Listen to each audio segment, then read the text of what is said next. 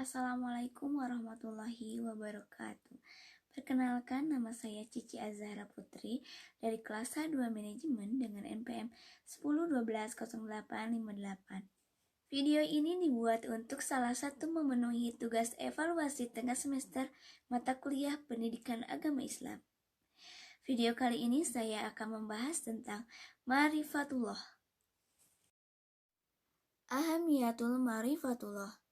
Urgensi mengenal Islam. Apa itu ma'rifah? Ma'rifah berasal dari kata arafa ya'rifu ma'rifah yang berarti mengenal.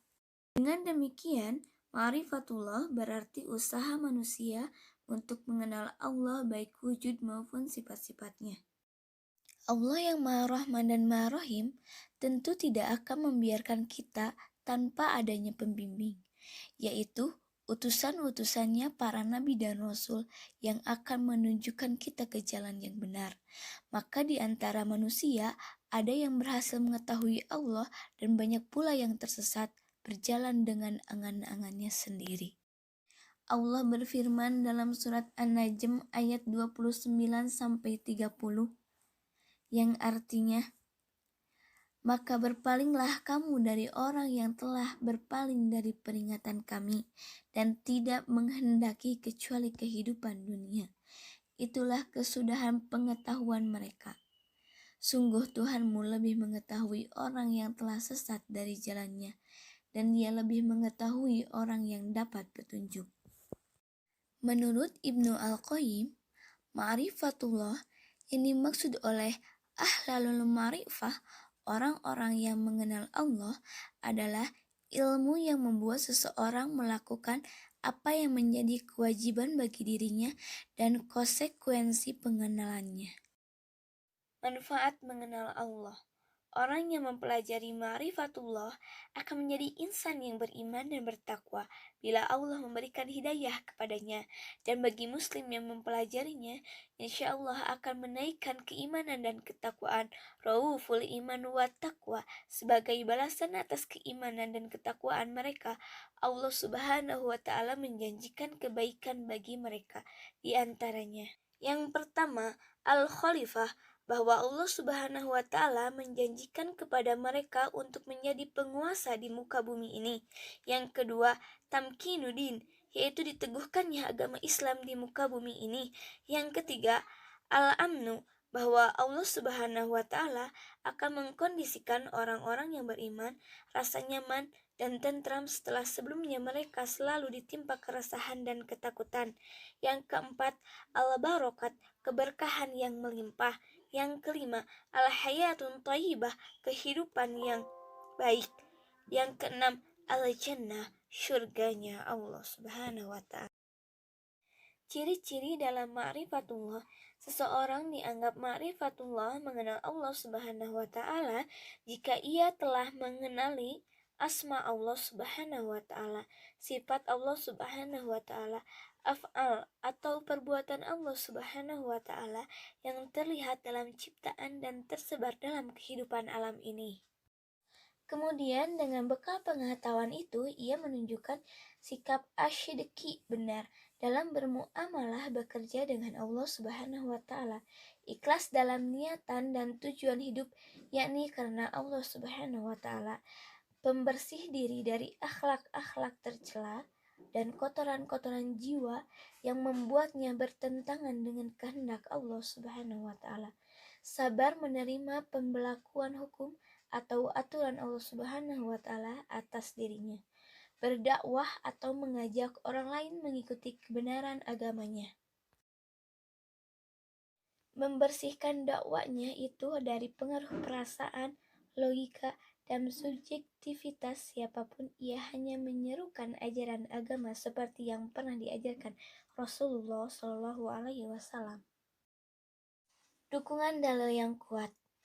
Pemahaman ma'rifatullah yang benar harus didukung oleh dalil-dalil yang kuat dan sahih yang sudah Allah siapkan agar kita sebagai hambanya memikirkannya. Di dalam Al-Quran Al-Karim, kita akan mendapati ungkapan-ungkapan Allah Subhanahu wa Ta'ala yang berbunyi, apakah kalian tidak memikirkan? Atau apakah mereka tidak mendengar? yang terdiri dari dalil nakli, dalil akli, dan dalil fitrah. Dalil nakli terdiri dari surat Al-An'am ayat 19. Dalil akli terdiri dari surat Al-Imran ayat 190. Dalil fitrah terdiri dari surat Al-A'raf ayat 172. Figur teladan dalam ma'rifat. Yang pertama, Rasulullah Shallallahu Alaihi Wasallam. Dialah orang yang paling utama dalam mengenali Allah Subhanahu wa Ta'ala. Sabda Nabi, "Sayalah orang yang paling mengenal Allah dan yang paling takut kepadanya." Hadis riwayat Al-Bukhari Muslim. Ulama amilu, ulama yang mengamalkan ilmunya. Orang yang mengenali Allah Subhanahu wa Ta'ala dengan benar adalah orang yang mampu mewarnai dirinya dengan segala macam bentuk ibadah. Maka akan kita dapati sebagai orang yang rajin sholat, pada saat lain kita dapati senantiasa berzikir, tilawah, pengajar, mujahid, pelayan masyarakat, dermawan, dan lain sebagainya. Tidak ada ruang dan waktu kecuali ibadah kepada Allah Subhanahu wa Ta'ala serta menjauhi semua larangannya. Firman Allah, "Sesungguhnya yang takut kepada Allah di antara hamba-hambanya hanyalah ulama." Surat 35 ayat 28. Sarana-sarana yang mengantarkan seseorang pada ma'rifatullah. Yang pertama, akal sehat. Firman Allah Subhanahu wa Ta'ala, "Katakanlah, tidaklah bermanfaat tanda kekuasaan Allah dan Rasul-Rasul yang memberikan peringatan bagi orang yang tidak beriman." Surat 10 ayat 10. Yang kedua, para Rasul. Firman Allah Subhanahu wa Ta'ala, "Sesungguhnya kami telah mengutus Rasul-Rasul kami dengan membawa bukti nyata dan telah kami turunkan bersama mereka Alkitab dan neraca keadilan, supaya manusia dapat melaksanakan keadilan." Surat 57 ayat 25. Asma dan sifat Allah.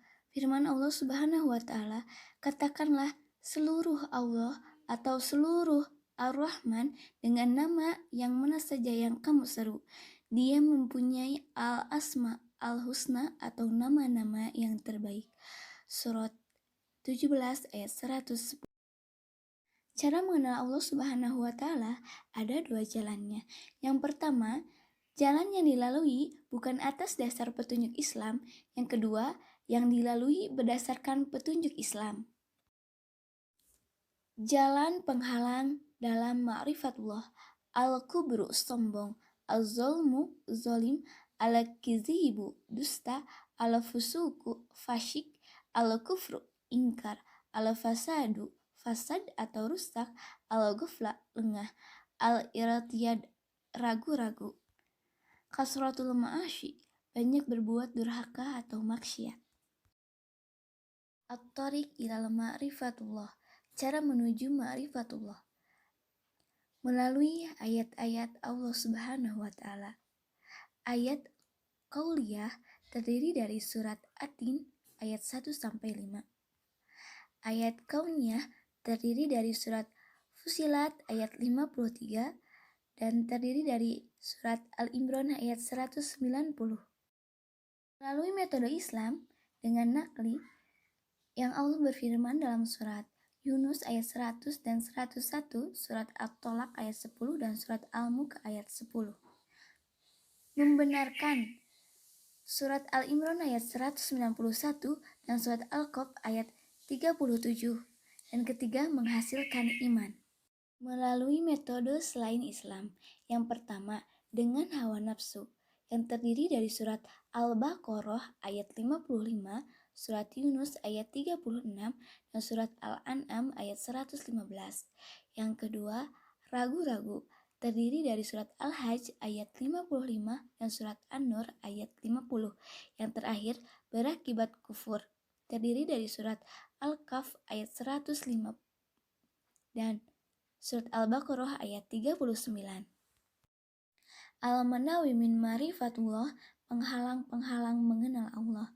Al-fasyiku, kefasikan. Al-kibru, kesombongan. Al-zulmu, kezoliman. Al-kizibu, kebohongan. Kasratul ma'asyi, banyak melakukan perbuatan maksiat. Maradu asyubah, yang pertama al-jahlu, kejahilan atau kebodohan, al-irtiyad, keraguan-raguan, al-inhiraf, penyimpangan, dan yang keempat al-ghuflah, kelalaian. Sekian dari saya, terima kasih. Kurang lebihnya mohon dimaafkan. Wabillahi taufiq wal hidayah. Wassalamualaikum warahmatullahi wabarakatuh.